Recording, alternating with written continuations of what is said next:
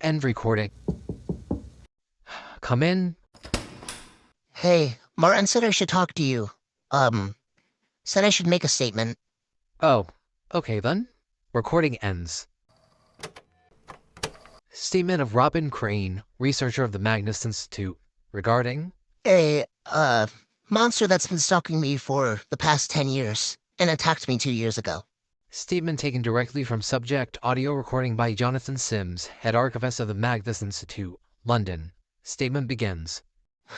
Before I begin, I want to clarify that it's watching me at the moment. It always is. It's in the office as we speak, but neither of us are able to see it. But it's most likely in a far corner. It's frightened of you. I felt it in its stare when I knocked on the door. I got cursed with this thing when I was 12. I'd love to be able to say I knew something bad was going to happen that day, but I'd be lying. It was the day before Christmas break, and it had snowed the night before, leaving a good 3 inches of fresh snow on the ground. I remember practically launching myself out the door because I was so excited to go to school. And from what I remember, the day was amazing. We watched a movie, ate cookies, and then it happened. It was during our break when me and my friends Full names, please. Oh, okay, sorry.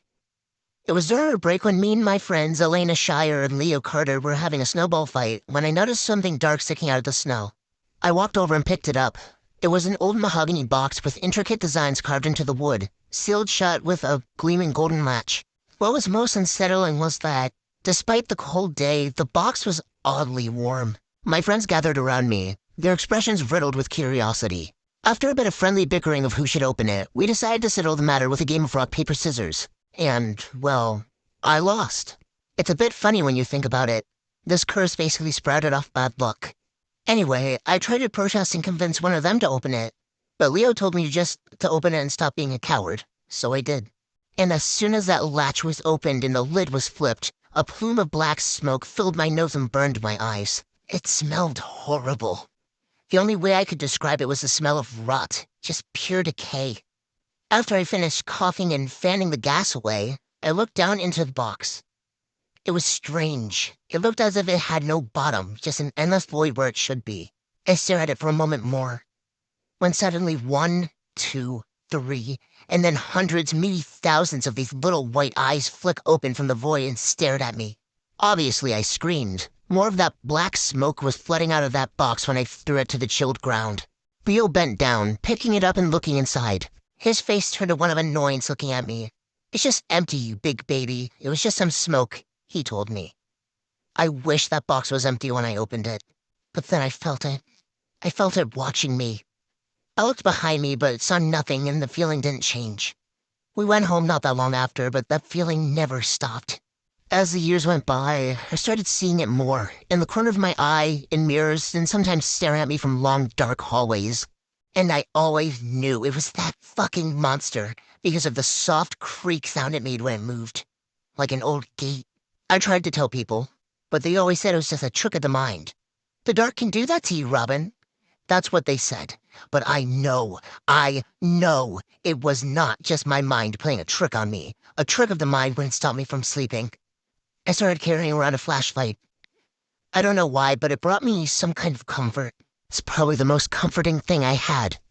2 years ago, on my 20th birthday, I was walking home. My friends had taken me out. It was dark, very late, so there are very few cars on the road, if any. When I heard it, the soft creaking was behind me. I turned to see a blur of its white eyes as it quickly got behind me. I was so fed up. I reached into my bag, grabbing the flashlight, feeling the weight of it in my hand. I didn't even know if it would do anything, but I hoped it would as I flicked it on. I turned around. I lifted my arm up, angling the flashlight into its eyes. Only then did I see how many there were. It had what could be millions. It let out an ear-piercing, whining shriek of pain. It stumbled back on its unnaturally angled legs, covering its eyes with its hooked hands. It was kind of hard to see it due to it being so dark, but the flashlight definitely helped. I wish it didn't. It then let out an angry cry as it regained its sight, and I was backing up into an alley. It launched itself forward towards me, causing me to fall back in shock. Its hooked hands latching onto the 2 buildings that made up the alleyway as I pushed myself back, trying to stand. It threw itself down on me. I don't remember very much after that.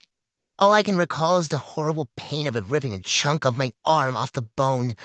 and all of the blood. My head gets fuzzy after that, but I woke up in the hospital. And while I was in that hospital, it watched me every second without rest. It's been a long time now. I still barely sleep. When I do, I wake up about an hour later with it inches from my face, just hovering there, its arms and legs angled awkwardly so it can hold onto the walls above me. And I would like to comment that it usually doesn't look at me with any emotion.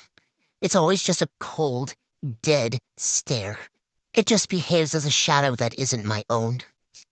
I'm unsure of what it wants with me, and I don't know if I'll ever truly know its end goal. Interesting. We'll look into it. If we find anything or need further information, I'll let you know. Okay. Thank you for your time. Statement ends. I haven't heard of this monster in any other statements, but it is intriguing. I doubt it was always in that box, so it was most likely put there. But by who or what I am unsure of. And why said monster fears me, I also don't know. On a different note, Robin himself was very tense and twitchy. It could just be due to him feeling watched, but I could be incorrect. End recording.